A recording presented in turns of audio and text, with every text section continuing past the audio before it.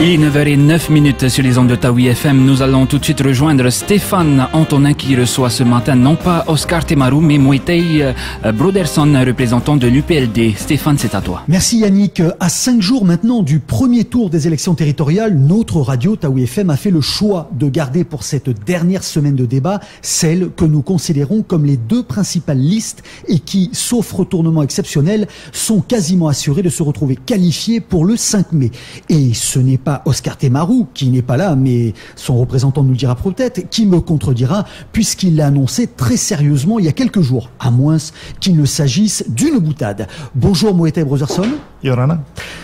Donc, comme je l'ai rappelé, donc c'est vous donc qui êtes aujourd'hui le porte-parole donc de l'UPLD. Je précise que vous êtes actuellement le directeur de cabinet du vice-président et coordination de la communication au gouvernement. Et pour cette élection, vous avez décidé de vous engager. Vous figurez 5e de liste dans la première section.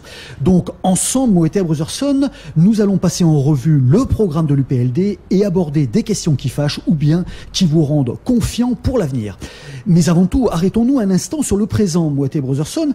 Si je vous demandais de qualifier le bilan gouvernemental, qu'est-ce que vous me diriez ? Je dirais que c'est un bilan courageux. C'était une décision difficile à prendre en avril 2011 de revenir aux responsabilités. On aurait pu à l'époque laisser le gouvernement de M. Thompson s'enfoncer, puisque, rappelez-vous, il avait toutes les peines du monde à gouverner avec une mini-majorité de 9 sur 57. Et il avait également toutes les difficultés du monde à boucler un budget qu'il a réussi finalement à boucler au prix d'un tour de passe-passe sur ce qu'on appelle la 95-205, qui a fait apparaître dans le budget 3 milliards qui n'existent pas, qui n'existent toujours pas et qu'on a cherché vainement quand on est arrivé en 2011. Donc le choix politicien à cette époque-là aurait été de se placer en observateur et de regarder simplement la déchéance de ce gouvernement autonomiste et puis de récolter un peu les fruits une fois la débâcle confirmée. C'est un petit peu ce qu'on appelait un bâton merdeux à l'époque. Complètement. Complètement. D'ailleurs, dans les discussions, on était nombreux à dire au président, écoute, c'est pas forcément au plan politique, au plan tactique, le bon choix, puisque finalement on va se récolter une situation catastrophique et une conjoncture qui n'est pas favorable. Et donc forcément, tout ce qui ne va pas fonctionner va être mis au débit de l'UPLD. Et donc, avec du recul, le président Temaru avait raison ou c'est vous qui avez raison ? Il avait totalement raison et de toute façon, il nous a expliqué son point de vue très clairement en avril. Il nous a dit, écoutez, on peut faire ça, mais c'est pas responsable, c'est pas un comportement adulte. Notre pays est en train de sombrer, on peut pas laisser faire ça. Et que ce soit difficile, c'est justement quand c'est difficile qu'il faut y aller. Voilà. Quelle est la mesure dont vous seriez le plus fier ? Mesure qui a été prise donc au cours de ces 2 dernières années. Il y en a tellement. Au plan de l'environnement, par exemple, l'instauration du principe du pollueur-payeur, ça fait tellement d'années qu'on attend ça. Enfin, moi, j'ai ma fibre écolo, c'est ma fibre écolo qui parle. J'habite pas très loin d'ici, je suis venu à pied pour pas prendre ma voiture. C'est en vigueur aujourd'hui ? On a les moyens d'appliquer cette réglementation ? C'est en vigueur. D'ailleurs, les premières personnes condamnées sont sur une liste que je ne citerai pas, sont candidats. Il y a d'autres mesures. Il y a l'allocation du parent au foyer. Ça aussi, c'est une vieille promesse de 2004. Qui a été avorté à cause des différents changements, qui est aujourd'hui en place, qui a été voté. Qui touche quand même très très peu de gens, si je crois. Qui touche peu de gens, c'est normal, c'est une mesure nouvelle, il faut que les gens... c'est une question de communication, il faut que les gens soient au courant. Il y a un certain nombre de personnes dont les dossiers n'ont pas abouti parce que les pièces n'étaient pas les bonnes, mais je pense que ça va prendre de l'ampleur, Pourtant, la dernière note conjoncturelle de l'ISPF, qui est parue récemment dans la presse, souligne que l'économie polynésienne ne redémarre pas. N'est-ce pas quelque part, Moetei Broderson, un aveu d'échec ? Non, pas du tout. Vous savez, vous avez déjà planté un manguier ? Non. Non, voilà. Donc quand vous plantez un manguier, au départ, il faut mettre un tuteur, il faut l'orienter, il faut qu'il pousse, il faut quelques années pour qu'il pousse. Le manguier de l'économie polynésienne, il a été planté par un certain monsieur Floss il y a bientôt 30 ans de ça. Il a mis les tuteurs bleu, blanc, rouge partout pour que l'arbre, bien que penché, tienne et ne tombe pas. Et aujourd'hui, donc, on voudrait nous reprocher que l'arbre soit penché et tendu. Donc c'est toujours la faute à Floss. Je dis pas que c'est la faute à Flos, je fais simplement... Vous avez cité son nom. Pardon ? Vous avez cité son nom. Oui, mais c'est bien lui qui a planté ce manguier. Oui. Oui. Et donc, avec de l'engrais radioactif d'ailleurs. Oui, et donc ? Et donc aujourd'hui, nous, ce que nous disons, c'est que il faut pas chercher simplement à faire de petits élagages sur ce manguier. Il faut réellement le remettre d'aplomb. Il faut réorienter notre économie. Ça se fait pas en 1 an, ça se fait pas en 2 ans. Ça se fait sur une mandature. Une mandature complète, c'est un luxe qu'aucun gouvernement depuis 2004 n'a eu en main. Et c'est essentiel parce que quand vous basculez au bout de 6 mois, 45 jours pour certains, c'est juste impossible d'assurer une continuité, une vraie progression des dossiers. Pourtant, lorsqu'on vous dit que le président Temaru a quand même été celui qui, depuis 2004, a le plus gouverné, qu'est-ce que vous répondez ? Oui, c'est un fait mathématique. Simplement, derrière ce fait mathématique, il y a une réalité, c'est celle justement des changements.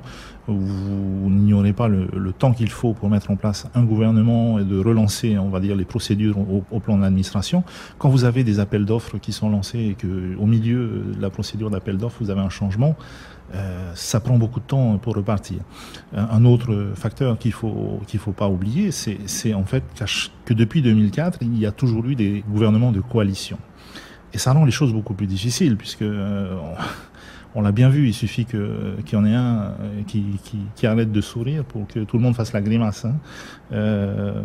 C'est très difficile de gouverner dans ces conditions. Et il y a beaucoup de points négatifs dans la nouvelle loi électorale, mais en tout cas, s'il y a un seul point positif à retenir, c'est celui de la stabilité, puisque le scrutin est fait de sorte que la liste qui sera en tête disposera d'une large majorité et pourra gouverner tranquillement pendant les 5 ans qui viennent. Donc là, quelle que soit la liste qui gagne, elle sera assurée de gouverner pendant 5 ans, ça vous en êtes certain ? Et oui. Vous pensez que ce gage de stabilité sera également porteur de bons résultats pour l'économie ? Bien sûr, bien sûr. Écoutez, si vous êtes... Moi, je viens du secteur privé, je ne suis pas fonctionnaire à l'origine. J'ai travaillé aux États-Unis, au Japon, et quand vous travaillez dans le privé, que vous êtes un investisseur, un patron, ce dont vous avez besoin, c'est de visibilité. Avant tout, vous avez besoin de savoir, vous pouvoir vous projeter à 5 ans, justement, au minimum pour vos investissements. Partant de là, il n'y a pas pire situation pour les investisseurs et pour le privé qu'une situation d'instabilité chronique. Donc on a parlé tantôt là de la responsabilité, en tout cas en partie du sénateur Gaston Flosse. Vous avez aussi tendance un petit peu à jeter la pierre à l'État français, l'État colonial comme vous dites, et en particulier l'État UMP qui vous a fait quelques misères. Alors n'est-ce pas un peu facile comme argument, d'autant que vous êtes les premiers à fustiger aussi la politique de la main tendue ? Alors, écoutez, l'État... C'est un fait, aujourd'hui, nous sommes français. Moi, j'ai un passeport, dessus, il y a marqué France. L'État est arrivé ici, la France a colonisé ce pays. C'est pas un gros mot de le dire, je le dis avec sérénité, de manière apaisée. Et donc, l'État doit assumer ses responsabilités. Avant l'établissement du CEP, il y avait un tout autre mode de vie en Polynésie. Le CEP est venu, il a bouleversé complètement notre société, les pêcheurs ne pêchaient plus, on a laissé les champs en friche, on est passé d'une société rurale presque d'autosuffisance à une société avec une administration hypertrophiée où on a commencé à établir cette espèce de culture keynésienne, ultra-keynésienne des grands travaux, du béton pour le béton.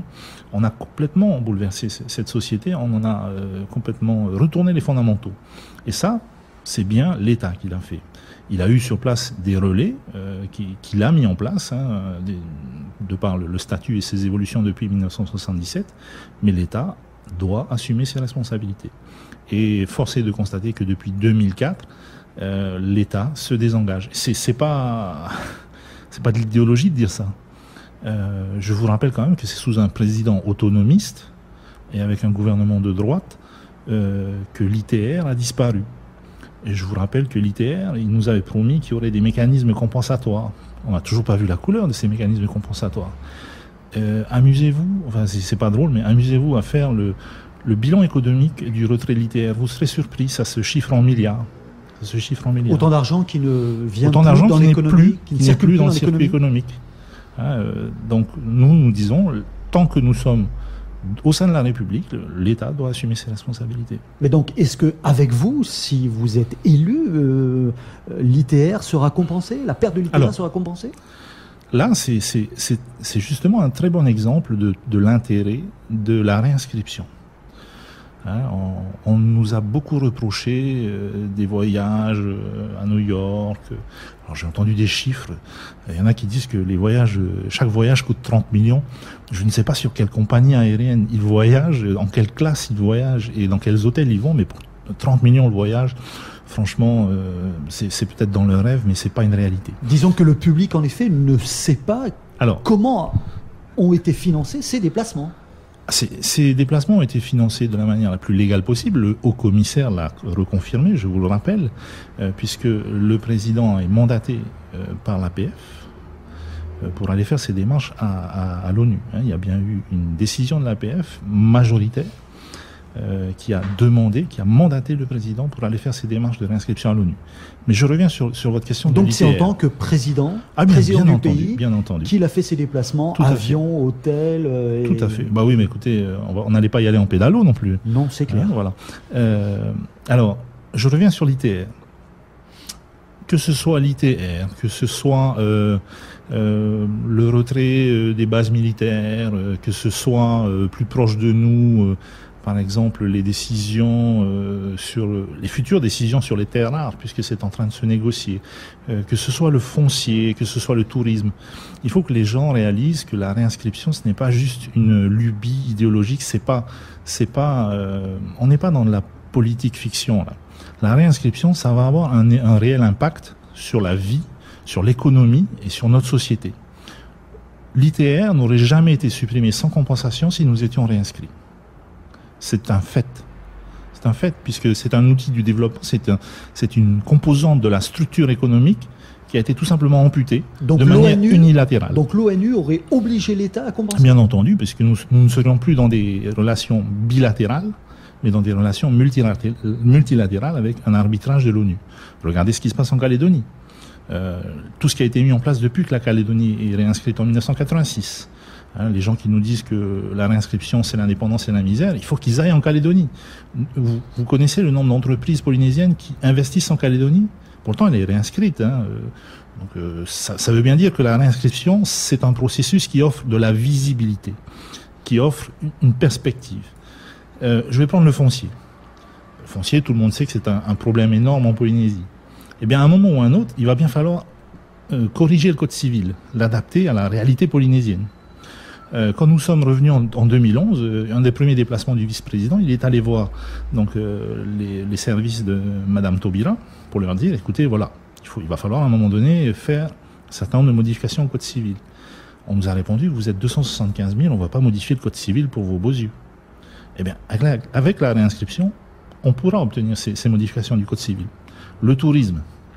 Aujourd'hui, vous avez 120 pays pour lesquels un visa est requis, dont la Chine et la Russie, qui sont aujourd'hui considérés comme les gisements les plus prometteurs en termes de tourisme. Moi, j'ai un copain en Thaïlande qui est dirigeant du deuxième plus grand hôtel de Thaïlande qui me dit les Russes et les Chinois, c'est l'avenir du tourisme dans notre région. Bien aujourd'hui, un Chinois, pour obtenir son visa, quoi qu'en disent certains, c'est très difficile. C'est trop difficile. Nous, ce que nous demandons, c'est la délivrance du visa à l'arrivée, pour simplifier la venue de ces gisements touristiques. Là encore, on nous répond, ce n'est pas possible puisqu'il y a le principe de réciprocité entre les États et que donc la France et la Chine, enfin bon bref. Mais nous disons, nous ne sommes pas en France, nous sommes en Polynésie française pour l'instant, et nous avons absolument besoin de développer notre tourisme. Les gens qui vont venir ici, ils vont pas migrer clandestinement d'ici à Barbès. Ils auraient beaucoup de mal à le faire, je crois. Donc en fait, si je vous comprends bien, l'ONU qui n'arrive pas à calmer les velléités de la Corée du Nord qui menace de nous envoyer une bombe thermonucléaire sur la figure, en revanche, l'ONU arriverait à rendre ce pays extraordinaire, plus rose, où finalement où tout le monde il est beau, tout le monde il est gentil, tout le monde est heureux. C'est pas l'ONU qui va résoudre tous nos problèmes, c'est nous tout d'abord. Mais l'ONU va apporter un arbitrage qui aujourd'hui n'existe pas et qui va nous permettre de faire, sur plusieurs dossiers, de faire pencher la balance en notre faveur. Je prends un autre exemple, celui des terres rares. Ça fait 40 ans au moins 30 ans, que le président Temaru parle de ces ressources subocéaniques. Qu'est-ce qu'on n'a pas entendu pendant toutes ces années? On l'a traité de fou, de professeur tournesol, on a dit qu'il avait un nodule dans le cerveau, enfin, qu'est-ce qu'on n'a pas entendu? La même chose pour le nucléaire à l'époque. C'était un terroriste, c'était un danger pour l'État, un fief et menteur. Le nucléaire était moins dangereux que les montres à quartz. Enfin, tout ce blabla qu'on a entendu pendant des années. Aujourd'hui, toutes les études démontrent que les plus gros gisements, par exemple de manganèse, de cobalt et d'autres terres rares, sont au fond de notre océan.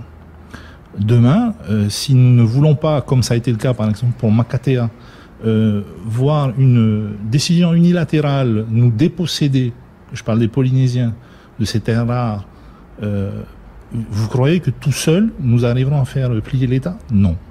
En revanche, c'est inscrit dans les résolutions de l'ONU que les ressources autochtones, toutes les ressources autochtones doivent profiter aux populations. Donc, pour clore sur ce chapitre réinscription et sur une question plus terre à terre, depuis votre retour au pouvoir, vous pouvez me dire rapidement combien de déplacements avez-vous fait avec le président Temaru à New York? Nous avons fait très précisément 4 déplacements. Que 4 déplacements? Oui. D'accord. Pour un coup... Je tiens à préciser que le sénateur Touré Ava, ces déplacements ne sont pas financés par le pays. Hein. Ça nous rassure. Voilà. Et donc, pour un coût approximatif, je crois que c'est pas un secret, approximatif de... Bah écoutez, moi je suis pas comptable. Je suis pas comptable, mais je regarde simplement ma fiche de mission quand moi j'y vais. Je pense que ces 4 déplacements en totalité ont peut-être coûté 2 millions ou 3 millions. 2-3 millions pour 4 déplacements à New York, tout le temps qu'il y a passé. Oui, vous savez, quand on va là-bas, on va pas manger dans des restos 3 étoiles, on va manger au petit coréen du coin. Je peux vous donner l'adresse si vous voulez, c'est au coin de la 3e et de la 44. C'est un super délit, on peut manger à $20. Très bien. Revenons donc, si vous voulez bien, donc, au bilan gouvernemental. Concédez-vous le fait qu'il y a peut-être eu un déficit de communication en la matière? Je sais que certains proches de l'UPLD le disent ouvertement. Alors oui, mais... Vous n'avez pas suffisamment communiqué, en tout cas sur ce que vous avez fait. Écoutez, c'est un peu comme quand on est en voiture. Hein. Soit on conduit, soit on discute sur son Vini. Donc quand on est arrivé en 2011, c'était pas pour rigoler et c'était pas pour la frime, c'était pour bosser dur. Bosser dur du soir au matin. Donc forcément, voilà, quand on conduit, on n'a pas le temps de bavasser, on a moins le temps de bavasser sur son Vini. Alors oui, il y a eu un déficit de communication, je suis le premier à le reconnaître, je suis en charge de la coordination de cette communication. Maintenant, je vais peut-être rappeler certaines choses, vous me contredirez peut-être puisque vous avez connu cette époque, mais avant 2004, je crois qu'il y avait plus de 20 personnes au service de communication de la présidence. Il y avait des moyens énormes. Il y avait je me souviens d'un magazine, moi je le lisais quand je sortais de ma salle de muscu, ça s'appelait Tefenua, je crois. Magazine magnifique en couleur qui était distribué, mais je ne sais pas à combien de milliers d'exemplaires. Voilà, ces moyens-là, ils ne sont plus là aujourd'hui. Et c'est en tout cas pas la priorité du gouvernement de gaspiller de l'argent pour sortir des magazines en papier glacé qui vont finir au fond des salles d'attente des dentistes ou dans les salles de muscu. Toujours sur ce chapitre économique, beaucoup de candidats donc pour ces territoriales émettent un certain nombre de réserves sur la situation budgétaire du pays. La connaissez-vous au jour d'aujourd'hui? Dans quel état le gouvernement UPLD va laisser le pays sur un plan budgétaire?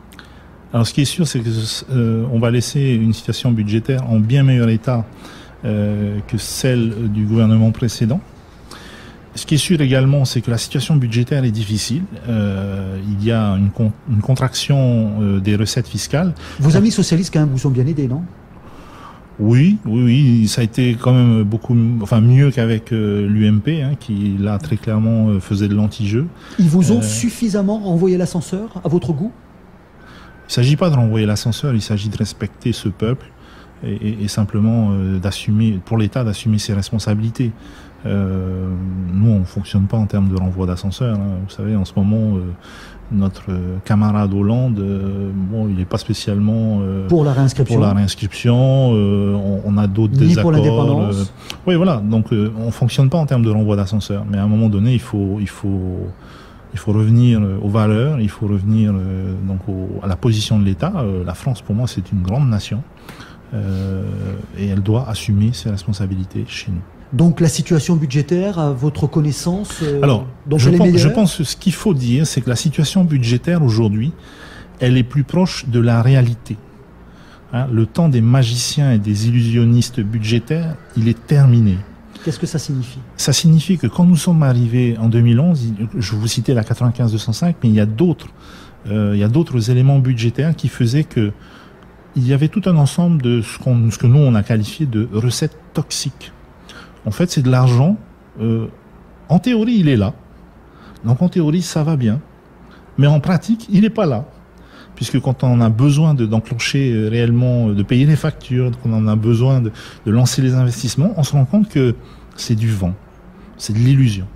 Donc, nous, de manière courageuse, nous avons assaini cette partie-là des finances publiques. Vous n'avez jamais usé de recettes dites toxiques, Moetai Brotherson ? Citez-moi-en une. Je sais pas, des dividendes d'établissement. Les dividendes d'établissement, ce ne sont pas des recettes toxiques, c'est tout à fait normal. L'OPT, c'est un démembrement de l'administration. L'actionnaire à 100% de l'OPT s'appelle Polynésie française, c'est le pays. Où est-ce que vous avez vu qu'un actionnaire à 100% n'a pas le droit de récupérer des dividendes ? Ça n'a rien à voir avec des recettes toxiques, c'est un mécanisme tout à fait normal. Il ne faut pas en abuser, puisqu'il ne s'agit pas de menacer le fonctionnement de ces établissements. Nous avons estimé que les prélèvements sur ces dividendes, donc ces rapatriements de dividendes qui ont été effectués, ne mettaient pas en danger la survie de l'OPT. On a quand même, je sais, les années passées, pas mal pompé d'autres établissements. Je pense notamment à l'établissement Prévention. C'est différent. On n'a pas pompé les papes.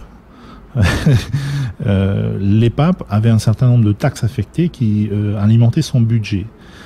Ces taxes affectées ont été reversées au budget global, tout simplement, et ont permis de continuer l'action de prévention d'une autre manière.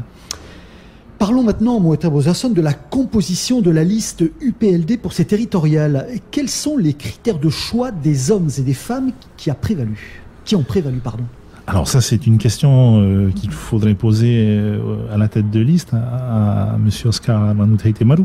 Mais moi, ce que je peux vous dire, c'est que c'est une liste de renouvellement. C'est une liste d'avenir. Il y a et là, je voudrais vraiment,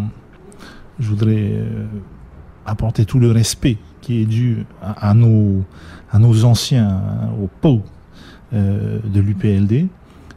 Voilà un certain nombre de grands messieurs qui se sont dit il est temps de préparer la relève.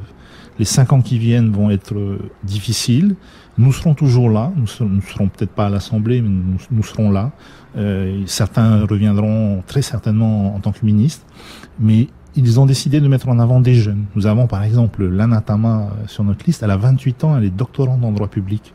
Et elle est déjà conseillère municipale à Roué.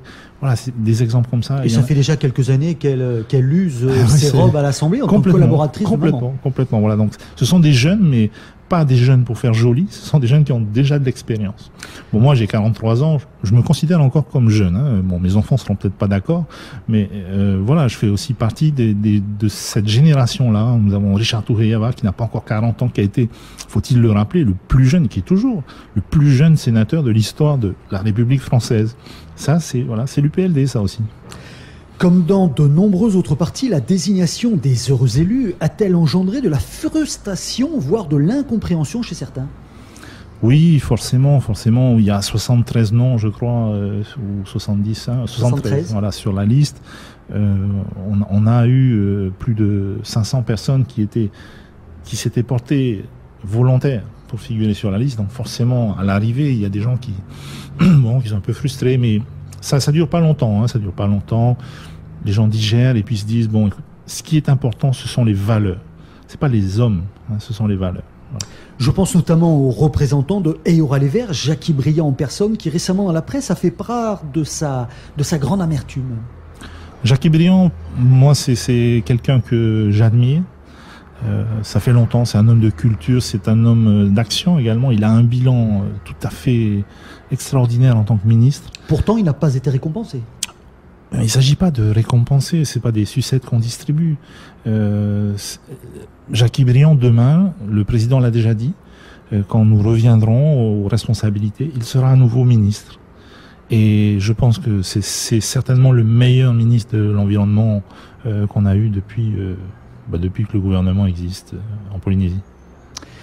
L'ouverture pratiquée en faveur de personnes qui ne sont pas foncièrement avinies est-elle comprise et acceptée par vos militants ? Elle est comprise une fois qu'elle est expliquée. Je prends quelques exemples. Hein. On peut citer des noms. Je pense pas qu'ils vont s'offusquer. Je prends par exemple Minari Galnon. Minari Galnon, on le sait tous, elle a été Tarouera pendant... Fille de Jean-Paul, donc. Je connais pas sa non, filiation. pardon. Minari Galnon. Minari. D'accord, qui est à l'Assemblée. Oui, Chantal Minari Galnon. Chantal Galnon, d'accord. Elle a été Tarouera. Parce qu'il y a aussi une autre Galnon. Oui, mais une jeune d'ailleurs. Jeune. Voilà. Et donc Minari, elle a été pendant des années Tarouera. Aujourd'hui, elle ne dénigre pas l'homme Gaston Floss, mais je pense qu'elle a Permettez-moi quand même d'en douter. Écoutez, moi j'ai participé à un certain nombre de meetings pendant la campagne avec elle. Elle a toujours dit, Gaston Floss c'est quelqu'un que je respecte et c'est une force de travail qu'il faut tout de même reconnaître. Et ça, bon, moi-même je le reconnais. Maintenant, Minari, elle fait partie aujourd'hui des gens qui sont convaincus des valeurs que porte l'UPLD, de cette nécessité vitale pour notre pays de réorienter notre économie. Elle fait partie des gens qui ont soutenu toute la démarche de réinscription, parce qu'elle en a compris l'intérêt pour notre peuple. Elle vous a quand même bien servi, quand même, n'est-ce pas, un petit peu, finalement, pour bon service rendu à l'UPLD? Non, pas de. Enfin, c'est pas comme ça qu'il faut voir les choses. Non. Minari, elle s'engage. Moi, je l'ai vue sur le terrain. Donc, elle y croit dur comme fer. Ah oui, oui, ça, je peux vous le dire. Ouais. Temori Foster n'est que deuxième au Tuamotu. Comment l'expliquez-vous là aussi? Il se met derrière. Comment est-ce que vous expliquez ça? Deuxième, c'est pas mal, hein, non? Moi, je suis cinquième, hein, donc ça me va très bien. Oui, mais enfin, au Tuamotu, il y a 3 places, donc.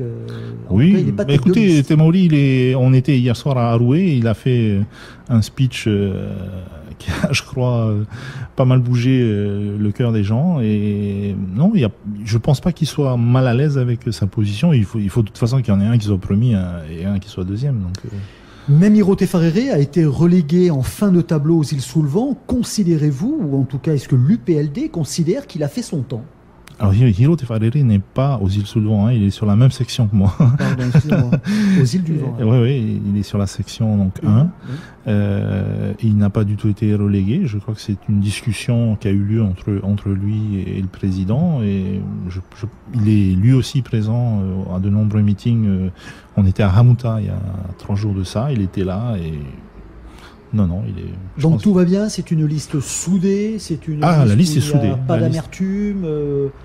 S'il y a eu des amertumes, elles ne sont plus là. Aujourd'hui, le temps n'est plus à l'amertume, le temps est à la mobilisation et vraiment, on est là pour aller de l'avant.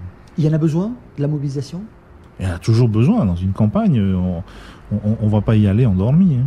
Est-ce que vous aussi, comme Tevaro Fritsch, vous percevez une lame de fond? Écoutez, on a vu, je crois, dans les 2 ans passés, beaucoup de tsunamis se transformer en vaguelettes. Donc je me risquerai pas à faire des pronostics aussi ambitieux.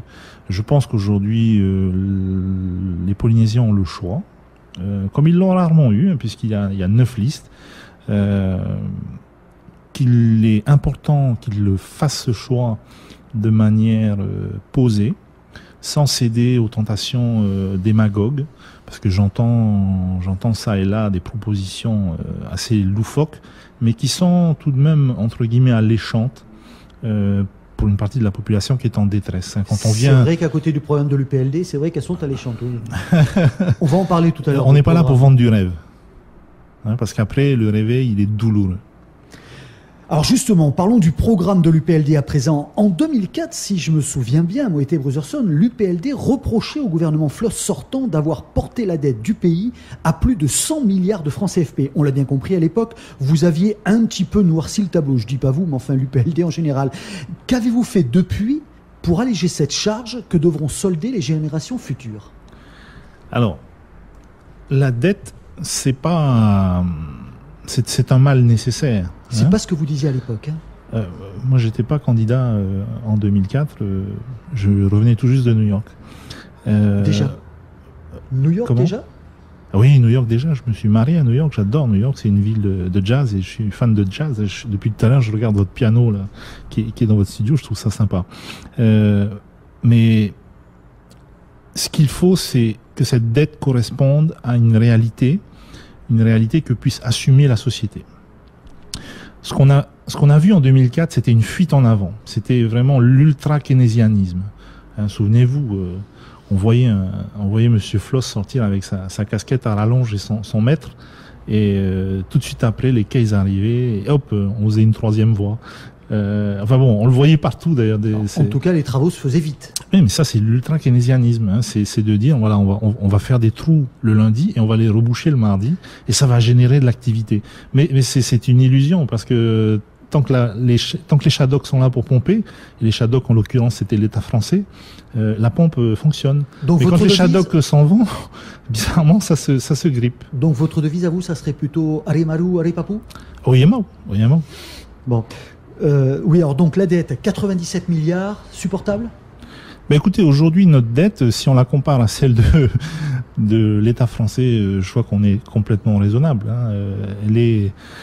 En pourcentage du PIB aujourd'hui, vous allez voir n'importe quel banquier. D'ailleurs, j'ai entendu dire qu'on était plus solvable, que personne ne voulait nous prêter d'argent. Écoutez, il y a HSBC là qui est prêt à nous prêter 6 milliards. Sur le marché obligataire. Oui, mais écoute, si on n'était pas solvable, vous pensez qu'ils viendraient nous proposer 6 milliards? Aller sur le marché obligataire, c'est pas justement parce que les banques traditionnelles ne veulent plus entendre parler? Non. Nous avons eu, avant HSBC, nous avons obtenu un prêt auprès de la BPCE, je crois, de 2 milliards.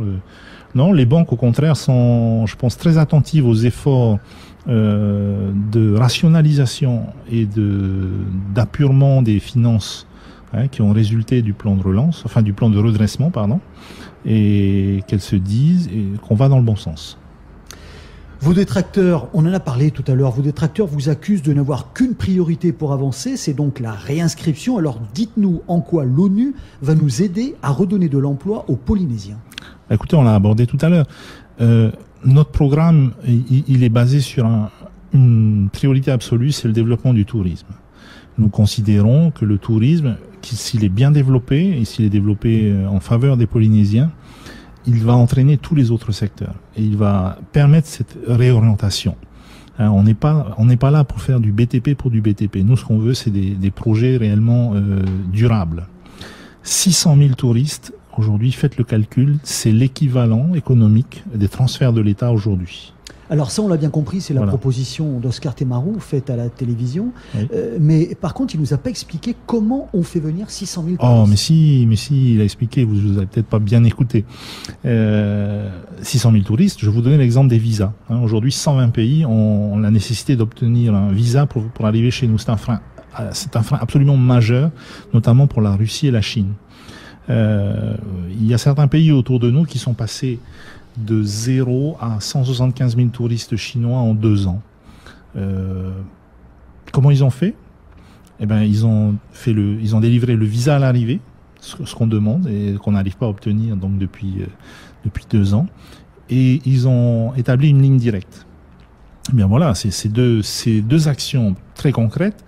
Avec la réinscription, je ne parle pas de la ligne directe, puisque ça ne dépend pas de la réinscription du tout, mais la modification du processus d'octroi de visa pour qu'on puisse le délivrer à l'arrivée, ça oui, ça va résulter directement de la réinscription. Sans passer par la case résolution, M. Toeyava ou M.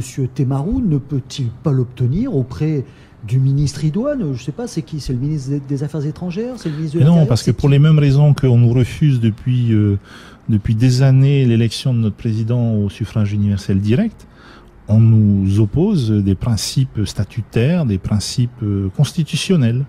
Et encore une fois, c'est pas simplement un discours, c'est une réalité. La France n'a pas l'intention de changer sa constitution pour 275 000 Polynésiens. C'est votre dada aussi, comme Gaston Tong-Sang, l'élection du président au suffrage universel? C'est pas un dada, je pense que c'est une forme de respect. Écoutez, les gens aujourd'hui, quand ils votent pour une liste, ils votent pour un programme, mais ils votent également pour une tête de liste qu'ils ont envie de voir président. Et c'est une bonne chose que la nouvelle loi électorale donc ne permette plus l'instabilité. Mais je pense que les Polynésiens et même les investisseurs, les partenaires institutionnels seraient rassurés de savoir que le président qui est élu n'est pas sujet aux aléas de la composition de l'Assemblée. Donc on a parlé du tourisme. Dites-nous maintenant quelles sont les autres grandes lignes de votre programme pour les 5 ans qui viennent. Ben c'est assez simple, cette réorientation, elle est la locomotive, c'est le tourisme. Derrière les touristes, il va bien falloir qu'ils mangent et pas simplement des chips et du Coca-Cola. Ils vont manger des produits locaux. Et comme ça s'est fait à Hawaï, il faut établir un partenariat entre les hôteliers et le monde agricole pour intégrer de plus en plus de produits locaux dans les menus, dans ce qui est servi aux touristes. Aujourd'hui, on estime que le tourisme consomme à peu près seulement 10% de toute la production agricole locale. Si on passait simplement ce chiffre de 10 à 25, ça aurait un impact non négligeable sur l'activité économique. Pour ce qui est du secteur primaire, nous pensons qu'il y a là de vraies perspectives de développement. L'agriculture aujourd'hui, alors il faut avoir quelques chiffres en tête. La moitié du domaine privé, là je parle des terres qui appartiennent aux gens, qui a un potentiel agricole aujourd'hui, n'est pas exploitable à cause de l'indivision. Nous avons commencé à mettre en place des structures de type coopérative, également au plan réglementaire, pour favoriser pas forcément la sortie de l'indivision, mais la gestion de cette indivision. À un moment donné, il va falloir aussi donc modifier le code civil pour aller plus loin. Et là, on revient à la réinscription. Monsieur Kalani Texira, qui avant d'être ministre était un copain, on a usé nos shorts sur les mêmes bancs au lycée Gauguin. C'est quelqu'un de formidable. C'est quelqu'un qui sait de quoi il parle. Il était agriculteur avant d'être ministre. Il a toujours son exploitation agricole et il a une vision très claire et je pense très juste du développement agricole dans ce pays. À son sujet, quand on voit le temps que lui et ses services ou les personnes qui produisent des œufs en Polynésie auront mis le temps pour régler l'épidémie de salmonellose qui est encore court, on se dit quand même qu'il y a du boulot, non ? Bah écoutez, c'est, je pense, symptomatique d'une administration qui a été inadaptée. Ça fait un an que l'on n'arrive pas à produire suffisamment d'œufs en Polynésie. C'est pas quand même un aveu d'échec ? Non. Vous avez déjà élevé des poussins ? Non, moi c'est pas mon métier. Non. Voilà, donc vous savez qu'avant d'avoir des poules pondeuses, il faut des poussins, et il faut pouvoir les importer. Donc quand on est en situation de salmonellose, on ne peut pas faire n'importe quoi, parce que sinon on va aggraver un phénomène qui est dangereux pour la santé des gens. Donc il faut prendre toutes les précautions, et toutes les précautions ont été prises, ce qui explique un peu ce délai. Le secteur de la viande porcine, je vois qu'on continue encore à ouvrir les quotas d'importation. Il n'y a pas suffisamment de porc en Polynésie. Et non, mais ça c'est le résultat des années CEP. C'est pas en 2 ans qu'on va booster tout un secteur. Alors, on parle des années après CEP depuis 1992. Ça fait quand même maintenant 13 ans. Oui, mais regardez ce qui a été fait après 1992. Après 1992, il y a eu le pacte de progrès. Qu'a fait le pacte de progrès? Lisez le bilan qui a été fait du pacte de progrès, pas par nous, mais par un certain Christian Vernaudan. En 2004. Qui a été très proche de vous à un moment. Oui, qui a été très proche de Monsieur Floss aussi. Je veux dire, Monsieur Vernaudan, c'est un serviteur de la Polynésie. Je pense pas qu'il soit partisan. C'est même lui effectivement qui avait préconisé les allers-retours d'Air Tahiti Nui à New York. On a vu ce que ça a donné. J'ai vu que le président Temaru souhaite que Air Tahiti Nui revienne à New York. Franchement, ça vous a pas suffi? Alors écoutez, avant de répondre à cette question-là, je vais revenir sur le bilan du pacte de progrès. En 2004, avant le Taoui, M. Vernodon faisait le bilan suivant, qui était de dire que 20% de la population était en situation précaire. Déjà en 2004. Et pourtant, à l'issue du pacte de progrès qui était censé résoudre tous les problèmes du monde. Pourquoi? Tout simplement parce qu'on n'avait pas réorienté l'économie à cette époque-là. On faisait des grands travaux, des grands travaux et des grands travaux. Et puis, voilà, il fallait amorcer la pompe et que les Shadocks continuent de pomper. Maintenant, sur les décisions qui ont été prises concernant Air Tahiti Nui, là, je suis à la fois bien et mal placé pour juger. Bien placé parce que je connais bien New York, je connais bien le marché nord-américain. Et je pense que l'idée d'une ligne directe avec New York, c'est une excellente idée. Ce qui a peut-être manqué, c'est le marketing. Le marketing, je pense, n'a pas été suffisant pour convaincre parce que vous savez, le marché nord-américain, quand vous êtes à New York en plein mois de février, qu'il y a des tempêtes de neige, qu'il y a 1 mètre de neige dans les rues, ce que vous avez envie de voir, c'est des images paradisiaques et voilà, les cocotiers, sable blanc. Enfin, vous avez vraiment envie qu'on vous sorte de cette tempête de neige. Et à l'époque, enfin, et encore aujourd'hui, ceux qui savent très bien faire ça, c'est les Caraïbes. Et le marché nord-américain, enfin, du moins à l'est, est beaucoup orienté vers les croisières, vers les Caraïbes pendant les mois d'hiver. C'est ça qu'on n'a pas su faire. C'est les faire changer d'avis et leur dire les Caraïbes c'est bien, mais Tahiti c'est beaucoup mieux. Ce fonds d'investissement chinois, donc avec 500 milliards à la clé, on a l'impression quand même que c'est un petit peu farfelu. Je me souviens, lorsqu'on a présenté donc le projet de Jinming Farms, le président Temaru déjà annoncé 150 milliards, donc soit, si j'ai bien compris, sur 10 ans, 15 milliards par an, c'est ça. Déjà à l'époque, 150 milliards, ça paraissait... Alors là, maintenant, 500 milliards, où est-ce qu'on va s'arrêter? Alors, c'est tout sauf farfelu. Je peux vous en parler de manière très concrète puisque j'étais chef de délégation quand on est parti à Pékin négocier donc avec la China Bank of Development. Alors c'est pas un fonds d'investissement, c'est la China Bank of Development. C'est le premier établissement bancaire de développement chinois. Ils ont, je crois, en trésorerie plusieurs fois l'équivalent du budget de la France. Hein. Donc voilà, on parle pas de la petite banque du coin. Nous avons rencontré ces gens, nous avons discuté avec eux. Et d'abord, il s'agit pas d'un prêt. Hein. Il s'agit d'une... Pierre Frébault l'a bien expliqué. Oui. Voilà, il s'agit d'une possibilité d'avoir recours à ces fonds qui sont disponibles à la China Bank of Development pour des projets qui sont financièrement rentables. Mais remboursables. Remboursables, mais qui se remboursent d'eux-mêmes. Je prends un exemple. Demain, on met en place le tramway.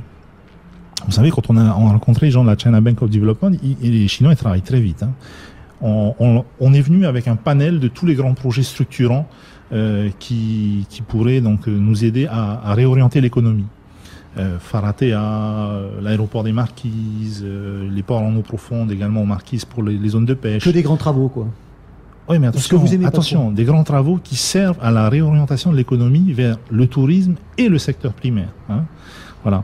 Il ne s'agit pas de faire des routes pour faire des routes. Alors, on est allé les voir donc avec cet ensemble de projets structurants, de grands projets.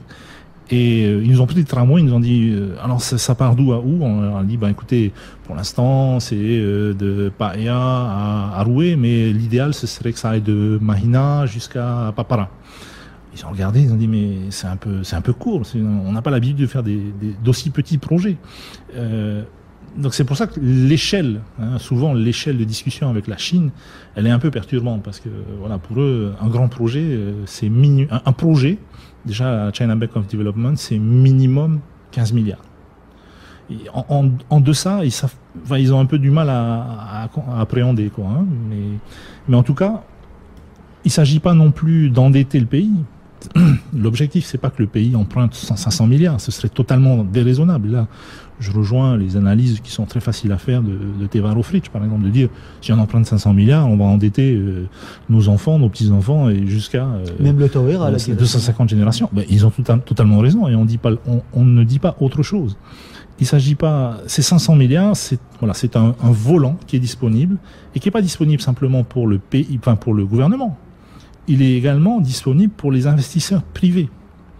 Et ça, c'est un vrai tour de force. Nous avons réussi à convaincre la China Bank of Development de prêter non seulement aux institutions, mais également au secteur privé. Où en est-on dans l'exécution du rapport Bollier, dont on ne parle plus beaucoup ces derniers temps? C'est une bonne chose qu'on n'en parle plus, parce que voilà, il faut arrêter de personnifier cette démarche. Madame Bollier, c'est une fonctionnaire, elle est venue, elle a fait son boulot, elle a rendu un rapport, et c'est pas le rapport Bollier qui est important, c'est le plan de redressement qui a été mis en œuvre. Je vous rappelle qu'il ne reprend pas 100% des éléments du rapport Bollier. On n'a pas vendu nos actifs, nos parts de la Socredo, on n'a pas vendu l'immeuble 28 boulevard Saint-Germain, on n'a pas fermé TNTV, enfin, on n'a pas revendu ATN. Il y a plein de préconisations du rapport Bollier. Il reste encore beaucoup de choses à faire? Non, c'est pas ce que je veux dire. Ce que je veux dire, c'est qu'on ne s'est pas contenté d'exécuter bêtement toutes les préconisations du rapport Bollier. Sur certains points, on a dit non. Là, vous avez une mauvaise lecture de la réalité polynésienne et on ne le fera pas. D'accord, bon, et pour redresser les finances publiques, il reste quand même un certain nombre de choses à faire. Bien sûr. Quelle est la mesure phare à vos yeux? C'est pour ça qu'il faut voter pour nous le 21 avril. Quelle est la mesure phare à vos yeux? La mesure phare, c'est le redressement de nos finances. C'est de retrouver une capacité d'autofinancement, puisque... Comment? D'abord, en continuant de donner une réalité budgétaire qui, justement, qui relègue aux oubliettes du passé ce temps des illusionnistes budgétaires. Parce que quand vous allez voir des banques, vous avez en face de vous des professionnels, ils vous disent, ils voient très bien, ils font très bien la part entre l'illusion et la réalité budgétaire. Donc quand vous allez les voir avec des comptes assainis, avec des dotations aux amortissements qui sont plus proches de la réalité, avec un certain nombre d'admissions en non-valeur qui reflètent une réalité budgétaire, ils disent voilà, on a en face de nous des gens raisonnables, on va pouvoir financer. J'ai 3 questions encore, Moetei. Il est exactement 9h55, donc il nous reste encore 2-3 minutes. Pour ou contre, si vous êtes élu, si vous revenez au gouvernement, pour ou contre la reprise de l'exploitation des phosphates à Makatea? Alors les phosphates, d'abord c'est pas qu'à Makatea, vous savez que Mataiva les plus aussi. grosses réserves de phosphates sont entre Niao, Mataiva, il y a 5 atolls en tout qui représentent un potentiel non négligeable. Maintenant, pour ou contre, on ne peut pas répondre aussi simplement. Il faut d'abord faire des études pour avoir une idée réelle et précise du gisement. Il faut ensuite évaluer les impacts écologiques. Et il faut enfin faire une consultation à la fois des populations localement concernées et de l'ensemble de la population. Makatea, à son époque, ça a été une espèce de mini CEP. Mes grands-parents sont partis à Makatea travailler. Enfin, il y a eu un déplacement de population vers Makatea. Et quand ça s'est arrêté, on a vu ce que ça a donné. Il faut pas reproduire Makatea tel que ça a été fait, tel que ça nous a été imposé à l'époque. Mais c'est une éventualité qu'il ne faut pas écarter. Pour ou contre une nouvelle diminution des indemnités versées aux représentants et membres du gouvernement? C'est le dada d'un certain nombre de listes. Oui, là, on est dans l'affichage et la démagogie. Pour l'UPLD, c'est un peu, c'est Pepsi Max, déjà vu, déjà fait. On l'a fait en 2004, on a continué de le faire, et aujourd'hui, statutairement, ça va, l'an prochain, ça va encore baisser. Statutairement. Ensuite, derrière, ce qui est important, je crois, c'est plus que... symboliquement, ça fait du bien de savoir que, oui, on a fait une diminution. Mais est-ce que derrière, ça résout les problèmes? J'ai envie de dire que ce qui va résoudre les problèmes, c'est plus la productivité, l'ardeur au travail et l'efficacité. Par exemple, qu'on indexe le salaire l'indemnité des représentants sur le temps de présence. Il y a eu des propositions faites dans ce sens-là. Là, oui, je suis totalement d'accord. Enfin, pour ou contre une complète refonte au niveau du versement des allocations familiales afin d'aider en priorité les foyers les plus démunis? Rapidement au détail parce qu'il est 9h58. Écoutez, oui, forcément pour. C'est un peu ce qu'on a commencé à faire avec l'allocation au parent foyer. C'est de vraiment donner aux plus démunis le minimum pour vivre dans la dignité.